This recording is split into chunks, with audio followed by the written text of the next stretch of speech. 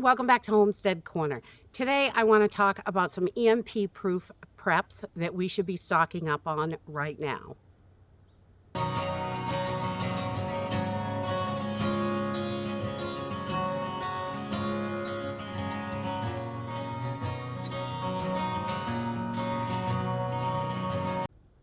An EMP can happen at any moment. It's a split second and everything can go down. And an EMP is just an electromagnetic pulse. It can come from a solar flare, which is not all that likely, but there are other ways that this can happen. Other governments could do it to take down a country in an instant.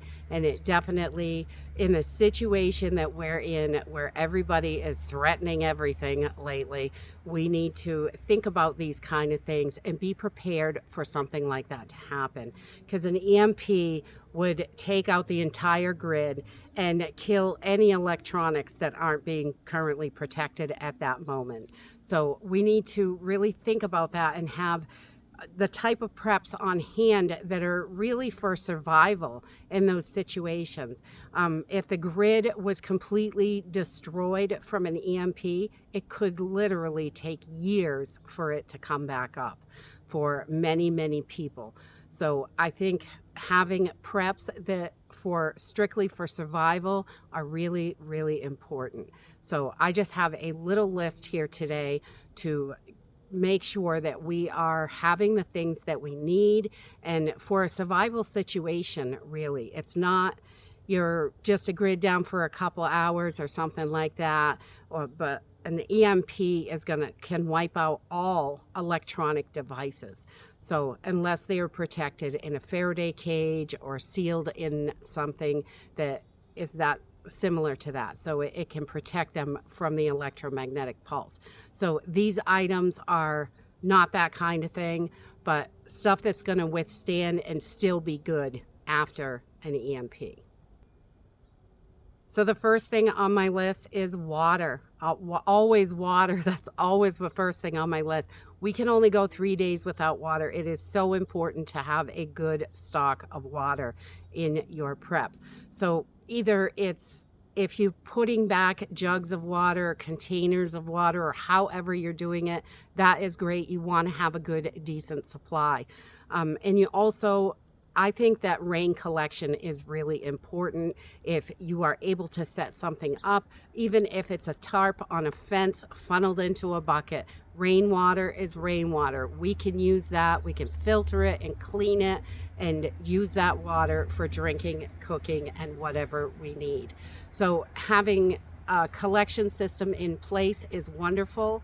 And also water filters, some kind of, I like the gravity fed water filters that are just do it on their own. They're not electronic. They don't plug in or anything like that. You can get the ones that sit on your counter and plug in, but those could get fried, definitely. So you want to make sure you've got some way to filter that rainwater in an emergency situation. And you can always boil water and filter it through a t-shirt or, carbon. If you take some carbon, you can filter it through there with sand and things like that. So boiling water is another way to kill anything that's in the water. And if you think the water is contaminated. So water is a huge one to make sure you've got backup water and filters, because you can only store so much and it will definitely run out. The second thing on my list is over-the-counter and prescription medications. Those are really, really important. Over time, those things are definitely going to lose potency, and some of the prescription medications can become toxic. So you want to make sure that you check out anything that you are storing up and make sure that you are going to be able to use it. You don't want to have tons of a certain antibiotic that turns toxic after a while, and you could hurt yourself with that. So checking on those things and see if it loses potency and over time, because most medications will. Good proper storage is going to help that. Cool, dark, dry, airtight, you can make your medications last longer if there's not get any air getting to them. And just those little orange bottles a lot of times is not enough. We vacuum seal stuff if we want it to last longer. The third one is herbal remedies. Learning about herbal remedies and knowing what kind of things to use is really important. The more self-reliant you can be, the better. If we've got to take care of ourselves because there's no one out there to do it, we want to know that we can take care of ourselves and our family. So herbal medicine was used for thousands of years. And just when, big pharma and petroleum companies and all this garbage takes over, then all of a sudden they say it's no good and it's not tested and it's not anything good. But they used it for thousands and thousands of years. When used properly, I think it is just as good as any modern medicine and better for you because it's not going to hurt you and cause other problems. The next thing that is definitely EMP proof is your first aid and trauma supplies. Those are so important. Having a huge stockpile so you can take care of anything that arises and making sure that you keep it filled. We want to rotate those things because even Band-Aids lose their stickiness over time. But keeping that stuff rotated and stocked up is really important. Those can definitely be a lifesaver. And cash. Cash is king when the grid goes down. A lot of places can't use credit cards. Even just a quick power outage, you will find that you may need some cash. I know they're trying to do away with cash with their new electronic money and all that stuff. We've still got some time before it is completely gone, I believe. But having that cash on hand can be extremely helpful. So if we need something, we're able to get it. And small bills are important because you may need a $2 or $3 item. And if you've only got 50s and 100s, they may not be able to make change. So making sure you've got some small cash bills, and as much as you can. Not everybody can put away large amounts of cash, months worth of expenses, but even if you've only got a couple $100, it could be even $50 could be a lifesaver in some situations. Also, having a good supply of ammo for the weapons that you have is important. Whether you have a crossbow or you have handguns, rifles, whatever, making sure you have ammunition and a decent stockpile of it. If you have to defend yourself and your family, your home, you want to make sure that you're able to do that. If you've only got one box of ammo, it's not going to last that long in a really bad situation.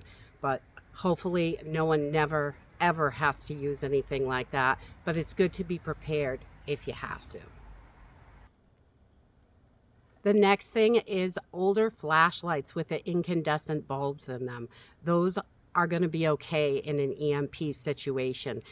They're the newer ones with the LEDs and the USB charging and all that. Those are great and they're brighter, but unfortunately in an EMP situation, they're not going to make it through that because even the LED bulbs, all of that stuff has little computer chips in them and they would be destroyed in that situation. So having those older incandescent light bulbs in your flashlights, something that's old and solid, definitely. And it doesn't have to be really old, but just not the LED things. That's going to be really helpful. And a good stock of batteries also for any of those electronics that are still working, like those old flashlights. And maybe you keep your emergency radio in a Faraday cage, or some of the newer ones in a Faraday cage so they are protected and okay. So making sure you've got plenty of batteries for all of those items that are going to work is really important. The next thing is hand tools. I love a good power tool. They're great, but having hand tools is really important. All of those power tools have computer chips in them and they are not going to make it through an EMP at all. So making sure you've got good, solid, heavy duty hand tools is important. I pick up a lot of old antique tools at yard sales and thrift stores or anything like that when I see them. We've got the old hand drills and planers, everything, because I think they're so important. If something happens and I am without power for a long time, I still can do the things that I need to do. And number 9, contractor bags. I love the contractor bags. They are really big. You can put them on for a poncho. They're nice and thick. You can make a water funnel for rain with it. You can cover windows. You can cover up generators. Anything outside you need to cover up. You could tape a few of them together, cut them open and tape them together. They are nice and thick and they work really well. I just love contractor bags, and there are so many uses for them. I think they're really important. When you don't have a tarp, they will definitely do the trick. And number 10, my favorite, I love it, books. Having tons and tons of books to do different things, how to repair stuff, how to make your herbal medicines, how to, cook books, different things like that. Some bushcraft books I think are important to have in your stockpile, different types of manuals, anything like that. Some just good reading material, things that you like. If you're a big mystery fan, I would have a few books so you can, on your downtime, sit down and read and just not think about all the crap that's going on. And number 11, propane. Propane is a great way to stock up, whether the big 20 or 40 pound tanks or even the little 1 pound tanks are great for cooking. If making sure you've got an older stove that is not all electronic, so you will still have it in an emergency situation. Propane is a great way to go. You can use it for cooking, for heating, for all of that stuff. You just want to make sure whatever you're going to use it with is not going to be affected by an EMP, or make sure that that item is protected so it will be okay if something happens. And while we're mentioning cooking and heating, you want fire starters, you want lighters, matches, ferro rod and striker. You want backups for your backups. Lighters are great, but they run out. Matches are great, but those run out as well. If you have a bow, the little stick where you turn it and you can start a fire with that, that is a wonderful thing to have, because you can really make fire forever with those things. It just get a new piece of wood or a new stick or whatever. That skill is quite difficult to learn. I'm still working on it myself, I'll tell you that, but it is a really good skill to have. So working on things like that, making sure that you can start fires when you need to, is really important. And number 13, wood. You want to have some sort of wood stocked up. If you've got to cook or heat with it, you're going to need it. And just a little bit of wood does not last that long. When you are feeding a fire all day long for heat, wow, do you go through the wood. It is amazing how much wood you go through. So making sure that you've got a decent supply of wood, or if you've got a forest near you, you can always collect wood for free out there. There is tons and tons of downed branches and things like that, downed trees that you can collect and put in a pile for having some sort of wood, whether it's for an outdoor campfire or an indoor stove. But you really don't want to use pine indoors because it puts a lot of creosote. If you can use hardwood, that's better for heating your home, but pine will work, but it burns really hot and it puts a lot of creosote, and you'll want to check the chimney a lot to make sure you don't get a chimney fire, because that causes lots of problems. Number 14, maps. A lot of people don't know how to read maps, unfortunately.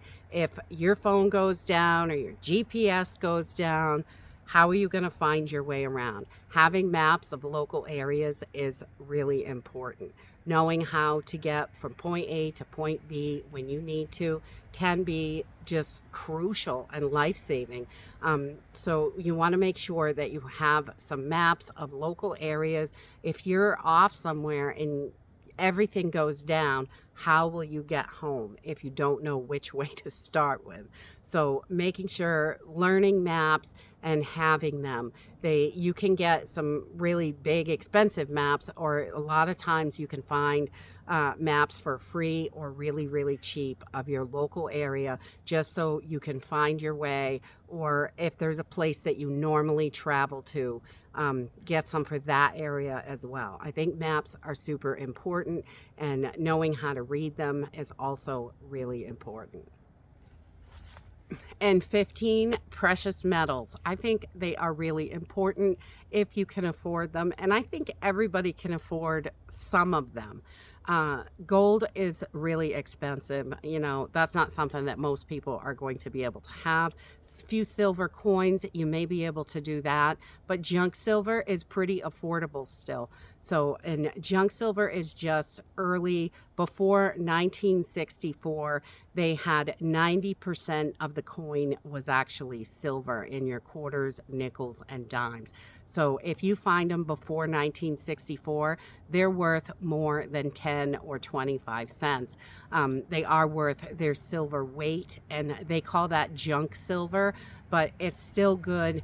And many people in a longer term situation would learn about, 90% silver, and although they may not know it right now, they would learn it, because I think it will become important, because the cash will run out, and if there is no electronic stuff, silver is next in line. And that is it for my EMP proof preps that I think we all should be stocking up on right now. If there's something that I didn't mention and you think it's really important in a survival situation, please put it in the comments down below. There are lots of things that we definitely could stock up on, but having certain things will make our lives so much easier and help us be able to survive in a long-term situation. And that's it for today. I hope you enjoyed this video, and I hope to see you next time. Bye.